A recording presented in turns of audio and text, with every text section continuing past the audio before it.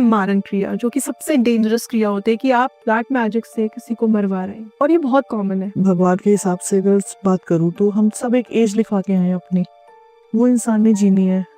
And क्या black magic से वो एज कट जाएगी? मैं कहना नहीं चाहती, बट ये बहुत गलत काम है जो आजकल बहुत लड़कियां भी शायद करवा रही हैं। कई लोग बोलते हैं हमारे काम बनते बनते रह जाते हैं या बिगड़ जाते हैं, एकदम से कुछ ऐसा होता है कि वो चीज़ हो ही नहीं पाती।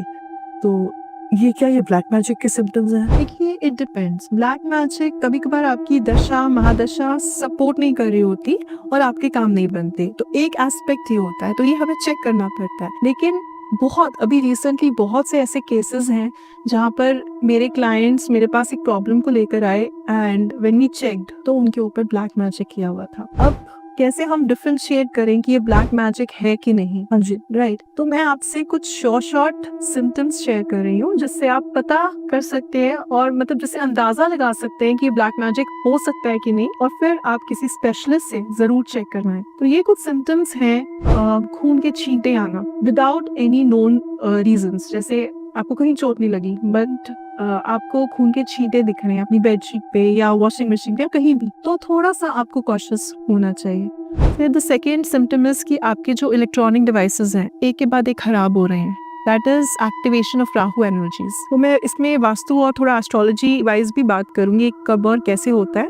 फिर देखिए, ब्लैक मैजिक ना कुछ टाइप्स का होता है, लाइक वशीकरण। वशीकरण इज कि किसी को आप वश में करके कुछ अपना काम निकलवाना चाहते हो। मैं कहना नहीं चाहती, बट ये बहुत गलत काम है जो आजकल बहुत लड़कियां भी शायद करवा रही हैं कि किसी मैरिड मैन से दे आर इन्वॉल्व्ड और फिर अब उनका वहाँ रिश्ता तोड़ के ये मेरी तरफ अट्रैक्ट हो जाए तो वशीकरण करवा रहे हैं। तो मेरे पास भी आते हैं but I don't entertain such request because this is not ethical and not right. तो ये वशीकरण का पार्ट है। फिर होता है स्तंभन, जहाँ पर आप किसी के जो काम है उनको स्टॉप करवाना चाहते हैं कि वो प्रोग्रेस कर रहा है, प्रोग्रेस अपनी लाइफ में ना करे। फिर होता है उच्चाटन, जिसमें पर्सन का मन जो है ना वो चढ़ जाता है जो भी वो चीज कर रहे हैं, मतलब किसी चीज में रेस्टलेस फील होना। तो this is a type of स्तंभन, उच्चाटन। और जो लास्ट है वो है मारण क्रिया, जो कि सबसे डेंजरस क्रिया होती है कि आप ब्लैक मैजिक से किसी को मरवा रहे हैं, और ये बहुत कॉमन है। सच में? जी, बहुत कॉमन है। और जो ऐसा काम करते हैं पहले तो क्यों करते हैं, ये वो लोग होते हैं जो आपके नियर एंड डियर वंस होते हैं, जिनका एक्सेस आपके घर में होता है, जो आपसे बहुत स्वीट होते हैं। तो कोई भी अगर आपसे एक्स्ट्रा स्वीट है, थोड़ा सा कॉशियस हो जाइए। ये मैंने बहुत बार देखा है, मारण क्रिया करवाई जाती है ऐसे लोगों द्वारा और पूरे घर उजड़ जाते हैं। तो जो मारण क्रिया होती है मुस्लिम में, थोड़ा अगर भगवान के हिसाब से अगर बात करूँ तो हम सब एक एज लिखवा के आए हैं अपनी, वो इंसान ने जीनी है।